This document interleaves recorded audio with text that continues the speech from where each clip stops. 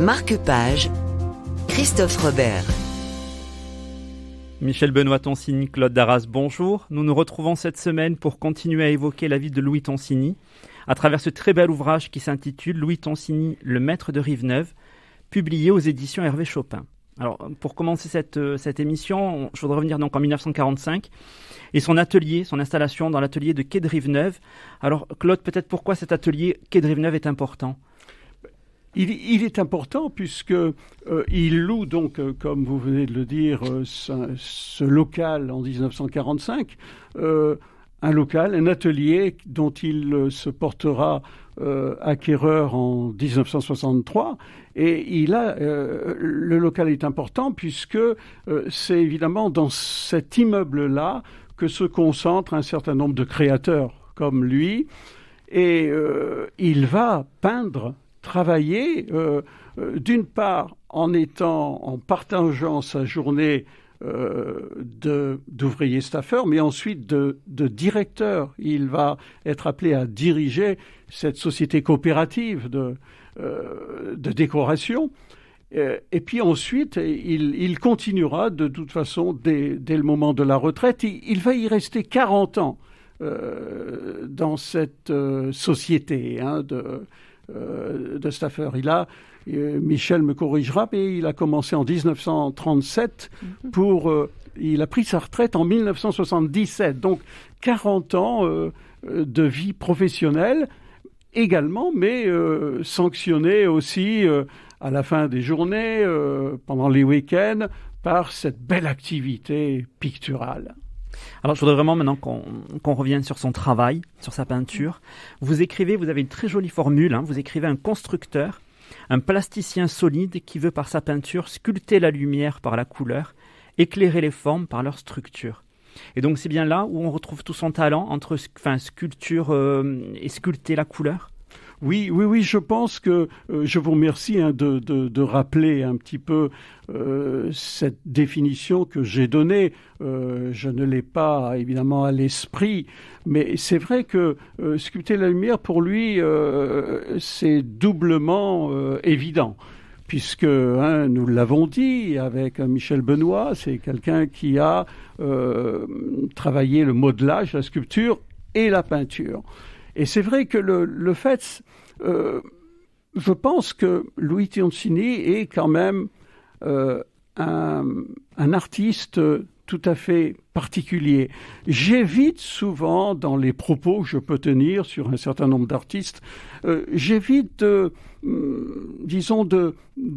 resserrer un peu trop l'œuvre, l'artiste, dans des groupements. D'ailleurs, Louis Toncini, Michel Benoît pourrait le dire d'une façon beaucoup plus complète que moi, Louis Toncini, il a eu de la sympathie pour le Parti communiste, il était très proche d'un certain nombre de révolutionnaires, d'anarchistes, mais jamais il ne s'est agrégé à un groupe quel qu'il soit.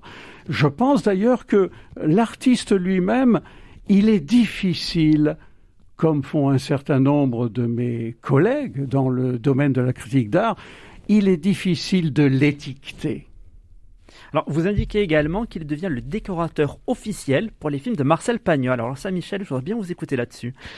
Oui, tout à fait. Mon père a reçu un jour une lettre de Marcel Pagnol, que j'ai toujours, dans laquelle Marcel Pagnol s'adressait à lui pour effectuer un arbre qui aurait un peu l'allure d'un bossu, et il en avait fait un dessin. Et mon père, s'est donc appliqué à faire ce que Marcel Pagnol souhaitait. Et à partir de là, de fil en aiguille, une relation beaucoup plus prolongée s'est établie entre eux. Dans d'autres films aussi, il a pu venir aider Marcel Pagnol. Il y a aussi un décorateur qui s'appelle Bakevich, avec laquelle mon père a beaucoup travaillé. Il travaillait pour la décoration du théâtre des Augustins à Paris.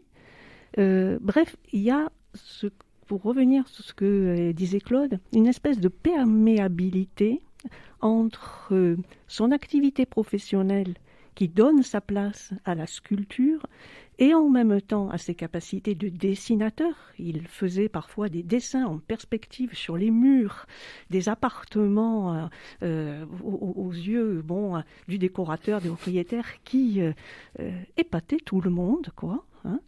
Et en même temps, à l'inverse, dans sa peinture, il y a toujours cette dimension, cette prise en compte du volume, de la perspective, des plans, de la composition. Enfin, on y reviendra. Ça, on y reviendra. Hein? Juste puisque vous parlez de la peinture et puisque voilà, je vous laisse encore la parole, il y a de très très beaux portraits, des autoportraits qui sont très sensibles dans les autoportraits. Absolument. Et puis il y a aussi des nus. Et j'aimerais bien vous écouter sur le regard que vous portez, vous, sur ces œuvres de figure.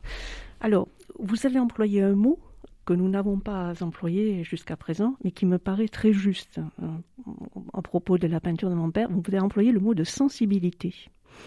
Alors, c'est très flagrant sur les autoportraits. Sur les autoportraits, il y a une grande sensibilité. Et ce qui est très intéressant, il faudrait faire une exposition qui ne fasse que la rétrospective de l'histoire de ces portraits, c'est la finesse du trait, l'application des portraits très lisses dans ces périodes-là qui ont suivi les prolétariens, etc. Et progressivement, le trait, le coup de pinceau qui se marque et de plus en plus une restitution dans le tableau de la façon dont il pouvait percevoir le modèle. Alors c'est un modelé qui est à la fois toujours prenant en compte toujours le volume, quoique pas toujours, puisque vous avez parfois des grands coups de spatule qui viennent brasser toutes les couleurs qui ont déjà été juxtaposées les unes aux autres depuis un petit moment. Et tout ça donne en fait à la fois du volume, beaucoup de présence et une dynamique à la peinture. Oui. Alors peut-être vous, Claude, sur la nature morte aussi, qui reste, alors à mes yeux, un sujet que j'affectionne particulièrement. Il y a une très belle nature morte au citron dans l'ouvrage, qui est juste superbe, de 1941. Et vous indiquez mieux que tout autre sujet, la nature morte se prête à ces expérimentations, les volumes, les couleurs, une qualité particulière de l'espace, une géométrie, avec une reprise fréquente au fil des décennies. Oui, tout à fait. Et Michel Benoît, qui est quand même, il est rare, vous savez, parmi les familiers, parmi les proches d'un certain nombre d'artistes, de rencontrer des femmes, des enfants qui ont une connaissance très aiguë du travail de leur père ou de leur mari. En l'occurrence, Michel parle de cette porosité. Et c'est vrai qu'à travers ces natures mortes, on voit tout le gain que Louis Tonsini a pu, au-delà des aptitudes naturelles de l'enfance, de l'école, au-delà même des 3 ou 4 années aux Beaux-Arts, on voit tout le gain qu'il a apporté en étant ouvrier staffeur, en continuant d'ailleurs jusqu'à la direction, mais avec le travail de la 3e dimension. Et je pense que les natures mortes, je regrette quelquefois qu'aujourd'hui on n'y accorde pas autant d'importance. Bon, c'est vrai, il y a Chardin qui est indétrônable, mais en l'occurrence Louis Tonsini est vraiment un créateur de natures mortes qui sont très sensibles. Mais là, on voit l'antériorité de cette éducation, une éducation qui a duré toute sa vie. Alors, j'ai aussi apprécié un tableau qui s'appelle L'Atelier, 1975, et que j'ai trouvé assez intéressant à le comparer avec un autre tableau qui s'appelle Sous pierre et fruits, qui a priori date aussi de 1975. J'ai trouvé que dans ces deux œuvres, il y avait quelque chose de Matisse. Alors, pas sur la couleur, mais peut-être sur la composition, sur la manière dont les chaises tiennent un peu en équilibre. On le retrouve aussi dans d'autres tableaux qui représentent des intérieurs. On a ce sentiment un peu comme chez Matisse que les choses tiennent un peu en équilibre, sont un peu fragiles, et aussi sur les plats, les soupières. Il y avait de l'inspiration de Matisse, quelque part, sur certaines œuvres. Sans doute, parce que il a été quand même influencé par un certain nombre de peintres. Les œuvres qu'il voyait véritablement dans une réalité pendant ses séjours à Paris, au musée de Louvre. Il était hébergé par une de ses parentes, et c'est vrai que ces influences sont certaines, mais qui dit influence, en l'occurrence, ne dit pas imitation servile. Et Louis Toncini a profité, en effet, de ces séances au Louvre.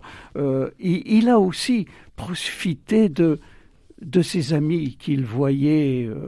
Je pense à Ambrogiani, je pense à Antoine Serrat lui-même, je pense à Trofimov.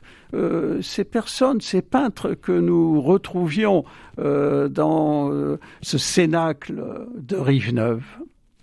Alors, il y a aussi quelque chose que j'ai trouvé, alors, peut-être un peu personnel, mais quand on voit le livre a une jaquette qui représente donc un tableau. La jaquette est assez lisse, et en fait, quand on enlève la jaquette, on a la première de couverture du livre. On retrouve ce tableau, et là, étrangement, ce tableau-là, on a l'impression qu'on peut le toucher et qu'on peut presque sentir du bout des doigts les reflets du livre. Toutes les reproductions, les reflets de l'œuvre, toutes les reproductions sont splendides. Comment vous avez travaillé ça ? Ça a été un travail. Je pense que Michel Benoît y a sa part importante, puisque je pense être exigeant quand sur un livre d'art qui présente une iconographie. Il faut évidemment qu'elle soit la meilleure possible. Hein. Nous n'avons pas eu la possibilité de travailler, par exemple, pendant 6 ou 8 mois, comme cela se fait chez certains imprimeurs, les grandes maisons allemandes ou suisses, mais nous sommes quand même assez fiers de ce que nous avons pu restituer avec un éditeur, Hervé Chopin, qui est un éditeur d'art. Je pense notamment à Vilfredo Lam. Il a réalisé 2 ouvrages magnifiques sur cet homme. Et Hervé Chopin est un éditeur d'art pas comme les autres. Oui, je vous en prie. Nous parlons du livre objet. Oui. Et c'est aussi une création qui se fait pas à pas, et j'insiste tout particulièrement à ce sujet-là, puisqu'on parlait de la qualité des reproductions, sur l'importance du photograveur, qui vient transférer les caractéristiques de la photographie à celles de l'impression sur papier, et c'est un travail qui est décisif pour la qualité et la beauté des reproductions. Michel Benoît-Toncini, Claude Darras, encore merci, vraiment. Je rappelle le titre de l'ouvrage, Louis Toncini, Le Maître de Rive-Neuve, publié aux éditions Hervé Chopin. On remercie également Frédéric Banégas pour l'enregistrement de cette émission, que l'on peut retrouver en intégralité sur le site de la radio rcf.fr. Merci. Merci. Marque-page, Christophe Robert.